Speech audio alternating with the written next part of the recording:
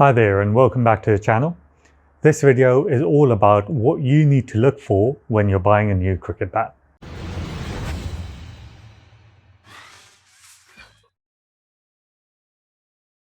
So one of the first things you need to bear in mind when buying a new cricket bat is what sort of price you're willing to pay for one. So if you have a budget in mind, that's the most ideal place to start. So it might be, let's say, between 200 and 300 pounds that you're willing to spend on a new cricket bat. That will get you at this moment in time somewhere in the region of a grade 3, mid-range, grade 3 cricket bat. And what that does is that gives you a good idea and a starting point to look for bats within that price point. Even within a certain price point and a certain bracket or grade of bat, you get a number of different varieties and options. Each brand has different models and names of models and the different grades that they do various bats in.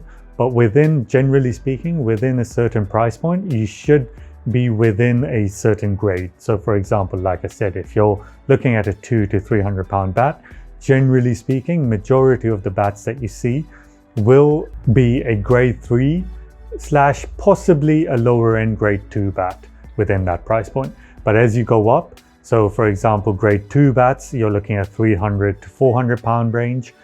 And as you keep going up, you get into top grade 1s and then grade 1 plus, which can obviously go up to 800-900 pounds nowadays. Just a quick summary on English willow bats and how they are graded. Essentially, there are 5 different grades. Within each grade, there are 3 different levels. So you'll get your grade 1 with a top, mid and lower grade 1. Then your grade 2 will be a top, mid and lower, and all the way down to grade 5. Each of the grades will have a top, mid and lower grade within the grades. Hence, you'll see a lot of brands who have a lot of bats which hit nearly every price point you can think of. That's simply because there are 5 grades, and within those grades there are subgrades.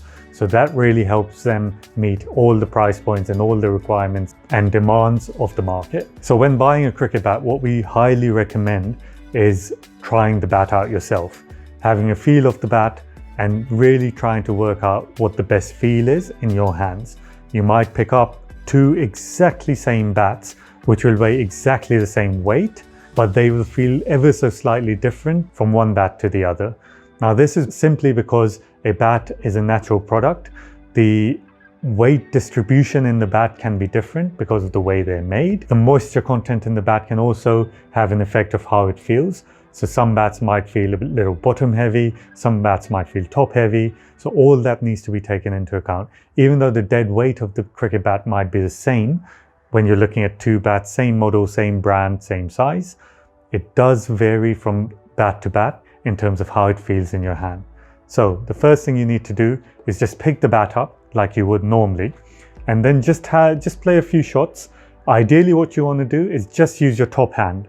So if you're right-handed, that would be holding the bat with your left hand and just playing a few sort of straight drives and maybe a few sort of horizontal bat shots, and see if you can control the bat as well as you'd like. The bat that you can control the best, what you want to do is you want to take out maybe 5 or 6 bats, narrow them down, shortlist them to maybe the top 2 bats that you really like in terms of the weight and pickup. Then you want to just hold the bat like you would in a cricket match. Just play a few shots, cross bat shots, a few straight drives, and just see which one feels the best. A lot of the time, it comes down to them feeling very similar, and this happens a lot. Generally, what we find is out of, let's say, the 5 or 6 bats that you initially picked out of those 5 or 6, the one you generally tend to go for first is the one you end up going for at the end as well. But it's always good to go through this process properly and make sure that that is the one you want to go for. So we do get children in who might do blind tests and stuff. So they'll close their eyes, try a few bats out and see which one feels the best in their hands. But generally speaking, what we always recommend is far more important than even the brand or the model of the bat. It's how it feels in your hands. After having a budget in mind, once you have shortlisted, the bat should feel the right weight and balance in your hands. The dead weight of a bat doesn't play as much of a part in terms of deciding what you should go for. It's easy to fall into the trap of just focusing on the dead weight. and picking one out that is a £2 9-ounce, for example, because that's what you've been told, or that's what you've always used, and that's the bat you want to go for. Generally speaking, it's actually sometimes you might pick up a £2 12-ounce bat and it feels like a £2 9-ounce, or a £2 7-ounce bat, dead weight, and it feels like a £2 9-ounce. So it's really important to come in, have a feel of the bat, really have a little swing and see which one feels the best in your hand. Shortlist a few bats. From those, really narrow it down to the one that you really like. So if you're really unsure on 2, maybe 3 bats and they all feel very similar in terms of weight, feel, balance, all that sort of stuff, then the other thing we recommend, and we'd recommend doing this anyway, even with the bat that you do finally go with, is just doing a quick ping test. Ping tests are really only useful if you do them yourself in store.